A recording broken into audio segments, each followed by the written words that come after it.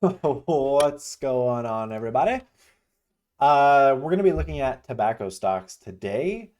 Saw that Mr. Philip Morris, I think it was Philip Morris, had a very beautiful candle for, yep, look at that green candle right there.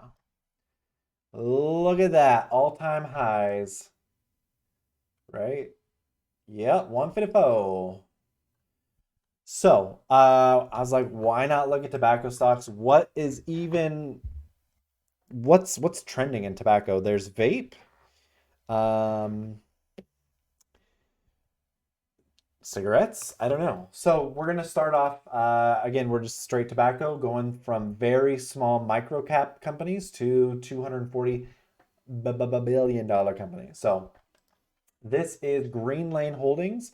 Stock is currently 74 cents. However, the stock historically has been $60,000, which means it sounds like they're taking money from shareholders to stay afloat.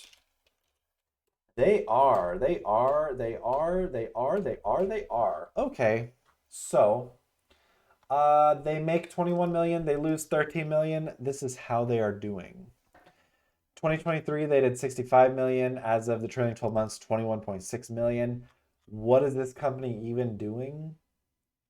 Vaporization products and accessories for vape shops and dispensaries.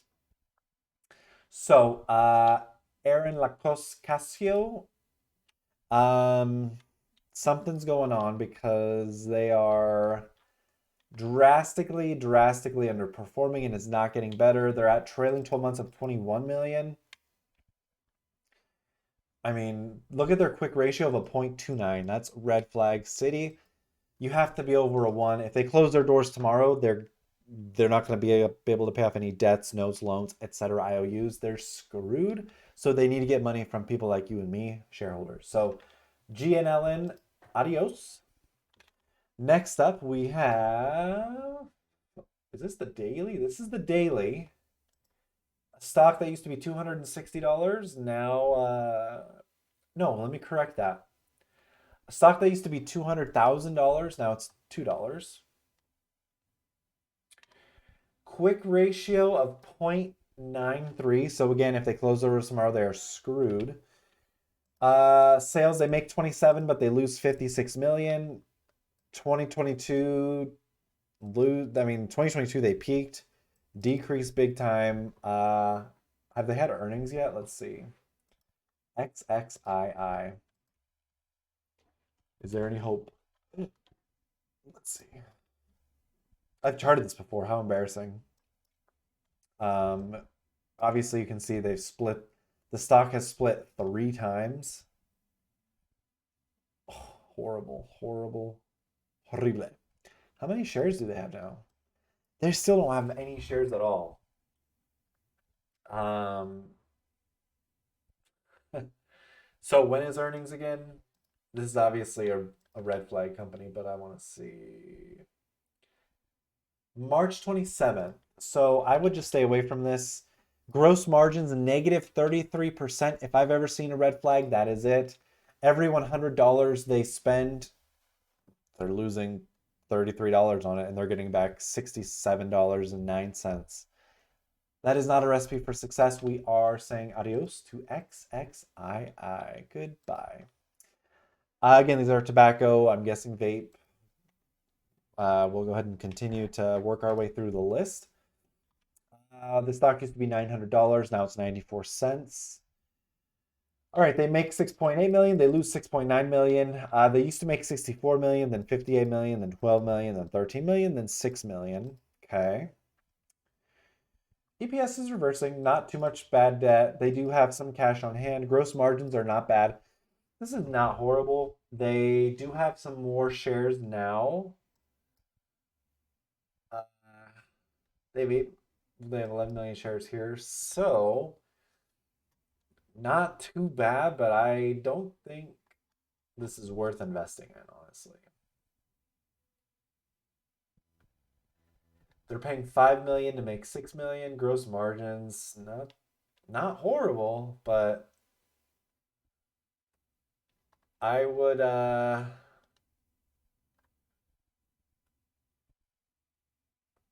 I would keep this one on the back burner. Their income, they need to get closer to profitability. Are they getting closer on a quarterly basis? Let's see. Net income. They are. They're actually, yeah, they're improving. They are improving. I do got to give them that. They are improving. What's their cash?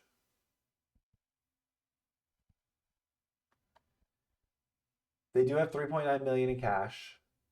Total assets 60 million, total liabilities 2 million. Not the worst company. Not the worst company. They are doing offerings. They need cash, and they're getting it from people like you and I. So I don't like that, but this might be worth. If you're already in this one, it might be worth sticking it out. It really depends on your risk tolerance. Ugh.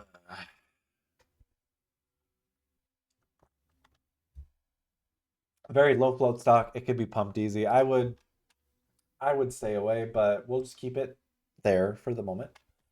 Okay, now we're on ISPR. All right. They make 148 million, they lose 22 million, not bad. Okay, this looks promising, but however, their sales, okay, so 2024 they did good. They did good. EPS negative 0.27. Let's go down here and check on a quarterly basis. They did wrap up 2024. Oh, come on. So annually, on an annual basis, let's see. They're just getting further and further away from profitability. Don't like that, but they are making revenue. So look at this. 2021, they made 63 million, but they paid 53 million. So they made a gross profit of 10 million. Gross profit of 13 million, gross profit of 20, gross profit of 29, gross profit of 32. So they're kind of getting their secret sauce to work.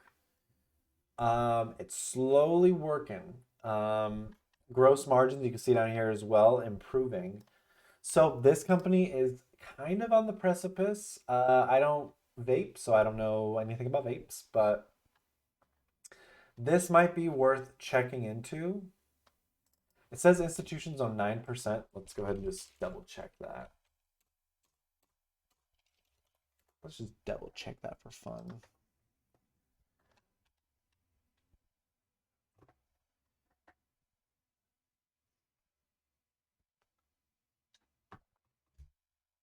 They own 11%, all-time high ownership. All right. I like this one better than KAVL, so we're going to cut KAVL. Yeah, this one's not bad. They just had earnings. They did a buyback. So, I mean, if vapes are your thing and you're bullish, this is not bad. This could be a bottom play for you. Again, you got to watch their profitability. The quick ratio is okay. Debt is decent. They have some debt and they are addressing it. So this is okay. This is okay. I want to go ahead and run the numbers really quick because I'm interested. I'm interested, really. I've never owned a vape company. Negative 22,960,000. Sales 148 million for 20,000. All right. I want to see what we got going on here. I want to see if this is worth $4 or if there's a price target to be watching. They have 34,440,000. Debt, they have 1,570,000. Right? 1,000,000. Yep. Total assets 132 million. Total liabilities 107 million. That's fine. Okay. Take this and divide it by 56,680,000. $2.79 is our potential stock price. Has it got down there yet? No, not yet. So that's what it's worth now. We can see it's a little overvalued in the forward PE. FinViz has us at a 1 for some reason. I don't understand why. If we take this and put it to the shares available, 18,150,000. Now it's $8 stock and it lines up with analysts here. So the difference between shares float is essentially the shares available to the public, like you and I, to buy. Shares outstanding is the shares that are out with institutional investors, accredited investors, stock options, etc. So, and then 13%, oh, crap. 4.8% of the 18 million are being shorted. So I like this. I like this. ISPR will keep it up. Let's go to TPB, Turning Point Brands. What is Turning Point Brands? I do not know. I wonder if they're like the chew or the what are those popular things now that you stick in your lip? Oh, that's a cup and handle for you. Let's see. Wow. What are those chews that people put in their lip? Zin.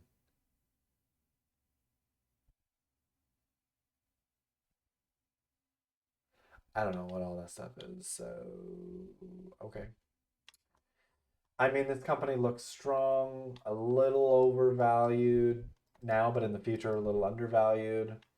Analysts have a target price of 71. This is fantastic. Sales on a trailing 12 months look good. Current ratio is good. I'm sorry, quick ratio is good. This looks like a beautiful cup and handle, left side of the cup, right side of the cup. I think this thing might just continue to soar. Wow, the stock used to be $6. Wow, 10x in 7 years. Fantastic. Great company. Great looking company. Ticker symbol UVV. $53 stock. Let's see what we got on the monthly. What do we got? It's been trading sideways. Give me a high dividend. 6% dividend. I will take that as long as they're doing. Ooh, this might be my favorite. Very undervalued. Sales are crushing it. Current sales 3.02 billion. Trailing 12 months 2.75. This is a 6% dividend. This is trading at the same price as it was in 2013. No, scratch that. Same price as it was in almost 1998. Wow. This has been around since 84. Wow. I like this one the most so far. Wow. Good job. They're just giving you a 6% check, staying sideways. Yeah, that's great. All right, good for them. Quick ratio could be a little bit better, but again, pretty undervalued. Finviz says it's undervalued. This is my favorite so far. All right, let's look at RLX. Sounds like techie, or maybe like it's in China. China Tobacco.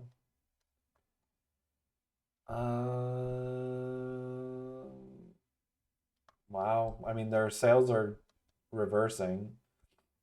Good cash, no debt. What do they have? What do they do? E-vape in China. All right. Again, with these foreign companies, they can pad the book sometimes. So keep that in mind. However, they're profitable, allegedly. A $2 stock. I'm just running some quick numbers in my head. Yeah, this is okay. This is okay. I like this one as a speculative play. I wouldn't put the house on it. BTI, BTU, BTI, BTU. Trading sideways. Sales are pretty stagnant.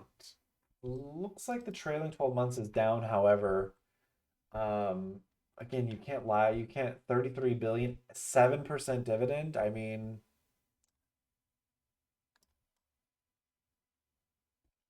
let's zoom out here.